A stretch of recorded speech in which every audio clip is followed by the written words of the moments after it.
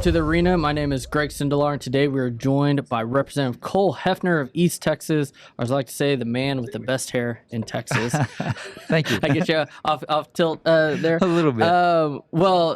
Representative Hefner, the whole purpose of this is to get to know a little bit about you and some of the issues that have been important to you in your legislative career, to your constituents, and also things you're looking forward to doing in the 90th. So let's kind of start at the beginning. Tell us a little bit about your background, where you grew up, and what made you decide to ultimately run for office. Yeah, well, thank you all for doing this, and I appreciate it. I've enjoyed being here today and last night. It's been great, and appreciate that all y'all do for conservative policy for the state of Texas. It's a lot of fun. Y'all are a trusted resource, and I appreciate that. Yeah, thank you. Yeah, I was born and raised up in Pittsburg, Kemp County, population of 4,000 people in the city and about 12,000 in the county. Was homeschooled there and had a job since I was 11 years old. And my wife is from Pittsburg, and I live in Mount Pleasant now. And so had a great life working in the peach orchard with my granddad, and then with my dad in the roofing business, and then my own construction company after that, and then back with my mom in the roofing when my dad passed away. And so, born and raised there in the best part of the state, I believe, best place to have a family and be from, And what got us involved, as I got married in 2002, kids come along. So in 2004, there was a presidential election. It got me sort of interested in politics. I didn't know anything about it, really. Yeah. And after that, kind of cooled off. But in 2008, I'm a little older, got more kids, and wanted to get involved that time and stayed involved. And it was really about the start of the Tea Party stuff? Yeah, right along in there. 2009 is when I became a precinct chair. Oh, wow. And it was really the right to life issue that we were like, hey, what's going on with this, me and my wife? And then that got us involved as a precinct chair, and then I ran for county commissioner and won a long shot race there. And then that helped me learn, the ins and outs of county government, and got to know my state rep at the time, Brian Hughes, who was my predecessor and best friend. And that's kind of how it all started. Now Senator Hughes, like that, his ability to remember people by name, I just don't understand. Do you have that ability? No, I recognize a face, and I know him. Yeah. But he's one of the, he's very humble, and he doesn't, he's not an arrogant person. He's not a proud person, but he's one of the smartest people in the Capitol as far as policy-wise and remembering people. And so, just a great dude and a good guy to follow and a great mentor to me. Yeah, I always give him a hard time. He is, like, you think about like complex bills and big bills, he's often carrying them. And he's always the most prepared. Yeah. Nobody's going to, even his opponents on the bill in the debate, nobody is more prepared than he is. And the number of bills he carries, I'm like, I don't know how you do it. It's incredible. He is a machine. So tell us a little bit about your district. What are the things that maybe the average Texan wouldn't know? And sometimes I ask this, but I know it can get people in trouble. But especially when people have real, like, if you're in Austin, I don't want to ask what your favorite restaurant is. But like, if I'm out in your district, like, where do I go for really good food? So there's a couple of places that are my favorite. Pittsburg Hot Links in Pittsburg is kind of, it's famous. I mean, a lot of people have driven from miles around. My family owns it. My mom's side of the family, the Warwick family. My great-granddad had it, and then my great-uncle, and now his kids. And so that's a great place to go. And not only hot links, they have a lot of, and in fact, I made Pittsburg the hot link capital of Texas a couple of sessions ago. Mount Pleasant, I would say Randy's Burgers is a great place to go get an old-fashioned cheeseburger. We go there a lot on Saturdays with my family, or to we call it the hot link joint. It's Pittsburg Hot Links. And those are great places. So your constituents are looking for you, that's where they go. They're going to find me there. I like Catfish King on Sunday. If you want to find me on Sunday, every Sunday, I will be at Catfish King after church. Yeah. I love it. That's fantastic. Well, so as you're, talking to your constituents, whether at Catfish King or other places, what are the issues that you hear regularly from them that are really important in your district? My district is very conservative, both socially conservative, pro-life issues and moral issues, and also fiscal issues. And so it's a great place to represent. To me, it's the best people in the best part of the state, and the best state and the best country in the world. And so I believe East Texas is the best place on the whole globe. And so, but property taxes is always top of mind. And so that's something that we're always working with, where people can keep more of their money and keep more of the money in their pocket and spend that on their family as they see fit. Our committee is Homeland Security, so a lot of folks care about those security issues, and then the social issues. Making sure that we protect life and make sure we protect our kids. And those are issues that are top of mind almost always. Yeah. Well, and those are all hot button issues across the state. I think as you pointed out, property taxes and affordability are number one.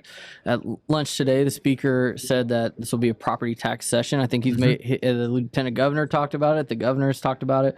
So I think everyone's made it very clear what maybe the number one issue going into session is. What are some of the things that your constituents want to see, or what are some things that you're looking at and hopefully getting across the finish line to help on the strain of what I pointed out at lunch today is it's really a local issue. The state's coming in and trying to help people, but all this is driven at the local level. Right. And that's the state kind of sets up the rules and the rules of the game, but we don't assess the state property tax. And so it's done at the local level. And so I tell folks, I was a county commissioner for 4 years, and the most important government is those that's closest to the people: your county, your city, your school, your ESDs, hospital districts, college districts.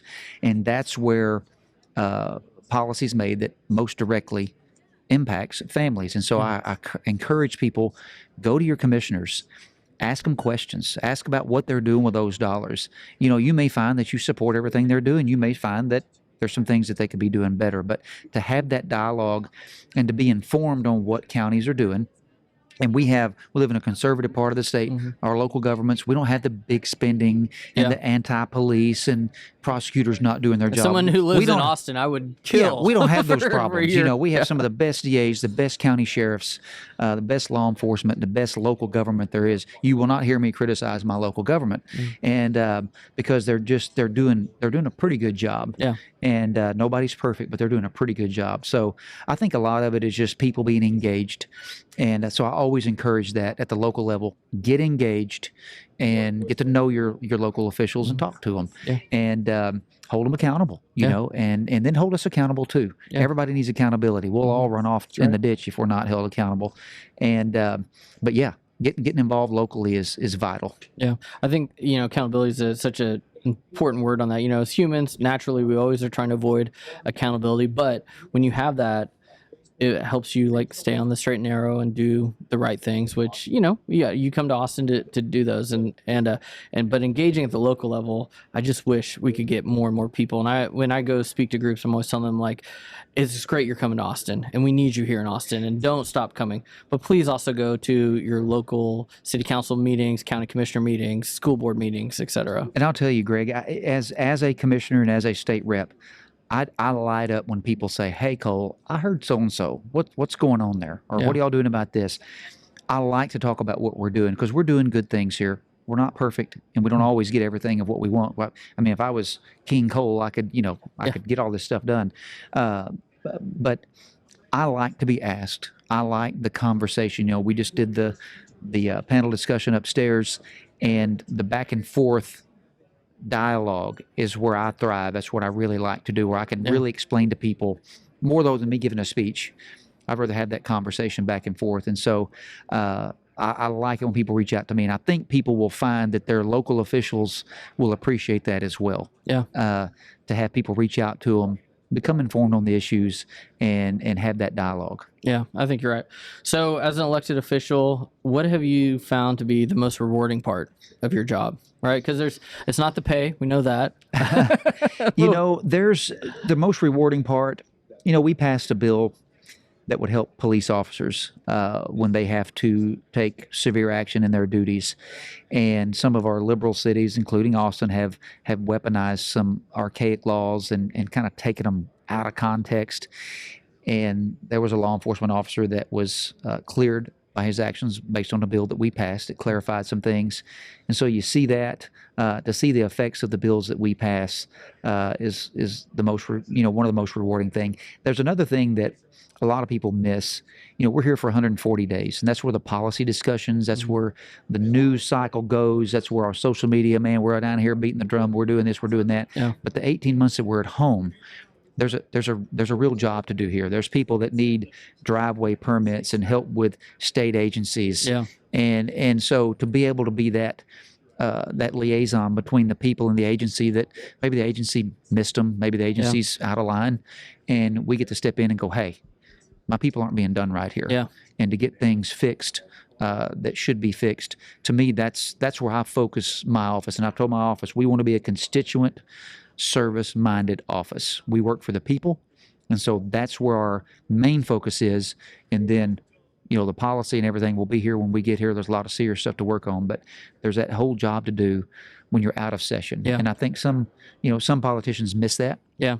And I think that's important. So helping those people back home get the government back where it's supposed to be sometimes, that's pretty rewarding. Yeah, that makes a lot of sense. And, I think it's not the sexy work of being an elected official. Right. It don't grab the headlines. Yeah, but it's blocking and tackling. But it's the work that the average day person actually notices. It's all important. Yeah. I mean, we have to pass the policy, and I'm not real good at bragging on myself. I don't enjoy it. I don't like it. It's not a natural thing for me. Yeah. But we do need to telegraph what we're doing. Our people need to know that we're in the arena, we're in the battle, and we're fighting. We have different styles of fighting. Some people are louder on Twitter. Some people are more, passing bills. Yeah. I like to pass bills. Yeah. I think that's what my constituents want me to do. They want to see policy moved. My good friend Ron Simmons always talks about show horses and work horses, right? So, yes, sir. We have performers and workers. Yes, sir. That's right. That's right. Well, speaking of performing, one of the things that you've led on is banning our foreign adversaries from buying land in Texas. Can you explain exactly what your legislation has done on that, and then how you want to go about maybe expanding that to further protect us in the 90th? Yeah, so that came about. We were talking about farmland, and it was kind of a new concept. Whoa, can we as a state, should we as a state be saying what people can and can't do with their private property? It's a delicate situation, but you dig into it further, and it's not just farmland. It's all property, water rights, commercial land, farmland, all of those things, land that's close to critical infrastructure or sensitive structures. And so, so we base the bill off of what the federal government lists as the foreign adversaries, which is usually China, Iran, North Korea, and Russia, sometimes Cuba, sometimes Venezuela. And so we said, basically, if you're a business that's from those hostile countries, or if you're owned by those governments, or if you're a citizen or connected to those countries, you can't buy land here. You can't own property here. And people that come here and become citizens the right way and become Americans, and you assimilate, that's fine. We want that. We want to encourage people to flee the boot of communism in China. The people who suffer the most from that oppressive regime are the Chinese people. So we still want to be that land of opportunity for people who want to do it the right way. That's the key. And want right to become Americans. And assimilate. Right? Yeah. Don't come over here and turn me into where you came from. Yeah. We're good. But become an American. Anybody can become an American. And so getting that bill to be the strongest bill in the nation, where we have the governor that can add people to the list, declare, drug cartels and different organizations as hostile, was a lift. And we think we got the strongest bill. We're going to be monitoring that bill going forward to see if there's how effective it is. Did we miss anything? Yeah. Because we took a big bite at once, so we could have missed some things, some loopholes here and there, whatever that people may exploit. We don't know of any. We worked really hard to make sure it was a solid, closed bill. But so we'll be looking for any way that we can improve on that and expand it to help keep our people safe. Yeah.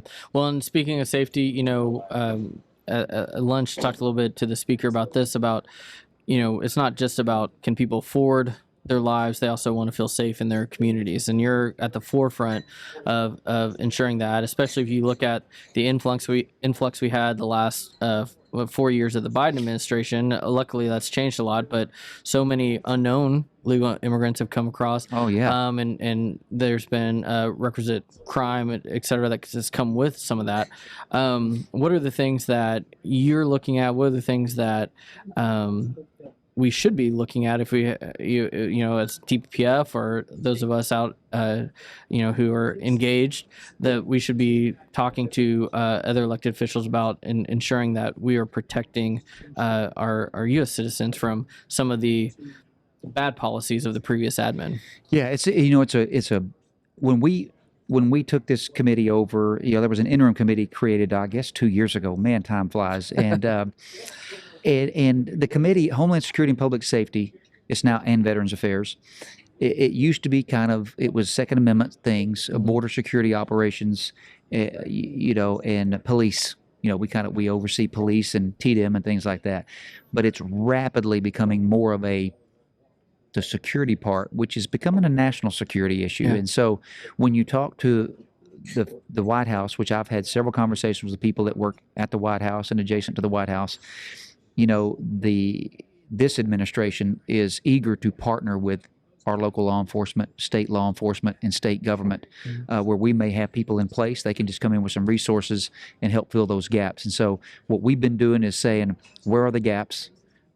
Where's our authority and our resources, and then how can we best attack these? So we're looking at cyber, we're looking at critical infrastructure, we're looking at supply chain disruptions, we're looking at drones, we're looking at a lot of things.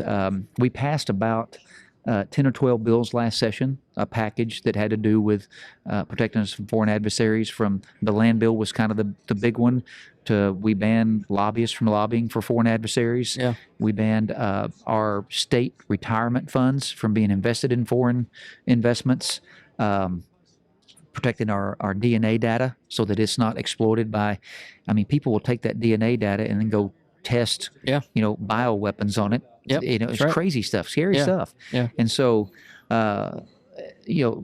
talk about gifts and grants to higher institutions of higher education, making sure that we're not opening our intellectual property, innovation, and research and development to people who want to do us harm. And so just a whole plethora of those 10 or 12 bills.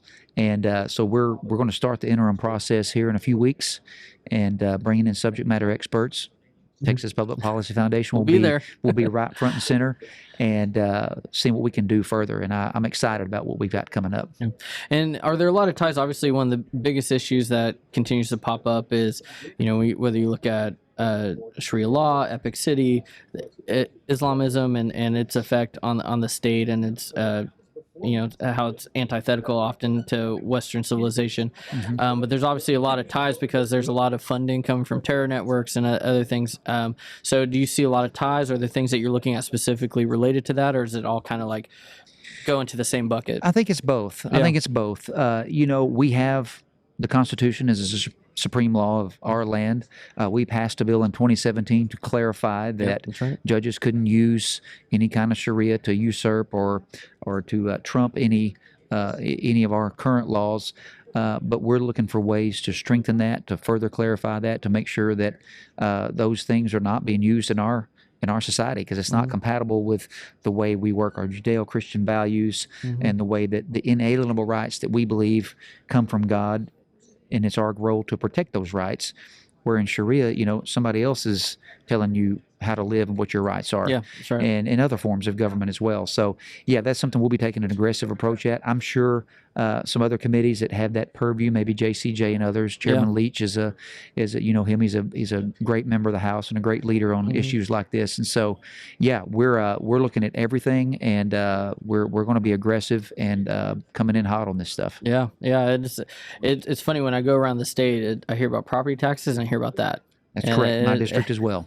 And I was like, man, I used to just hear about border security, but they're all kind of related, right? It's in a way, but it's a bigger and bigger issue. And I think to the point you made earlier is, we want people to come in. Obviously, we believe in the First Amendment, but we want people to be Texans. We want people to be Americans. Correct. And we don't need shadow courts. We don't need closed off communities. There's a lot that's already against the law, right? Yeah, and we need to be in educating and informing the public. We need to be evangelizing folks. I mean, we need to be living out our beliefs. Sometimes we're not the best at practicing and living out what we say we believe, and so I think that would help too. I think it would help evangelize Texas and the world, and that's where we need to be focused as well. Well, we're doing some of that. There's been some great legislation I know you've been supportive of improving civic education, understanding the quality of our curriculum so that people understand how much Western civilization has done, obviously not only for us here in America and in Texas, but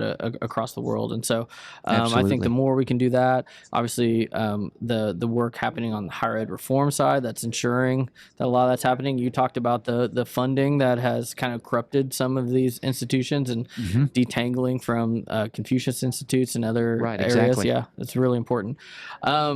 Well, Chairman Hefner, this has been wonderful. The last question I really have for you is, you've had already a long career where you've passed a lot of bills and you've done a lot of great things. If you had like one where you're like, that was the one that maybe it's not the most sexy bill, but it's the one that you think did the most good, what would you pick? Of the ones that I have passed, I think the land bill was the biggest one that over time I think will have a huge impact. I'll tell you what, we passed a bill, I believe it was session before last, to allow schools to bring in chaplains to assist their school counselors where there may not be a school counselor, but a chaplain is available. And I believe in the long run, that could be one of the most beneficial things that we've done in our office. And we've been a part of some big bills, either been joint authors or authors of big bills. But that one that seems kind of simple, but I think having that positive influence in those areas, the military values chaplains so much that they're in our airports, in our jails, they're in our military, and there's a reason for that. My son's in the Army, and the chaplains have been a wonderful resource to him while he was getting married, while he was in the Army and things. And so I think that one, it got some news at the time. It's kind of fell off the radar, but I think long term, that could be one of the most beneficial that we've worked on. Yeah, helping kids during it's a difficult time, right? Yeah. And so I like that. That's a really good answer.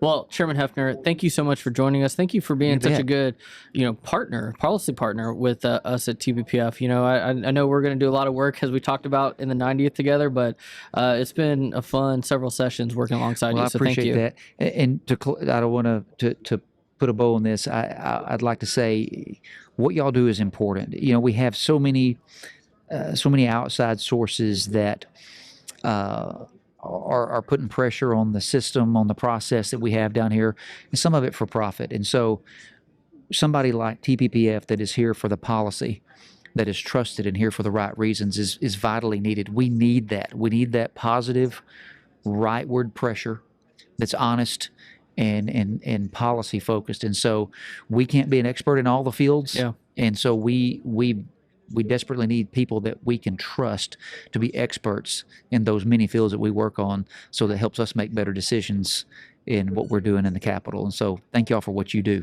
Well, it's truly an honor and privilege. We feel like we work for the citizens of Texas. Absolutely. And obviously you do as well. And so the partnership's been great. And so thank you again. And thank each and every one of you for watching this episode of The Arena. We'll see you next time.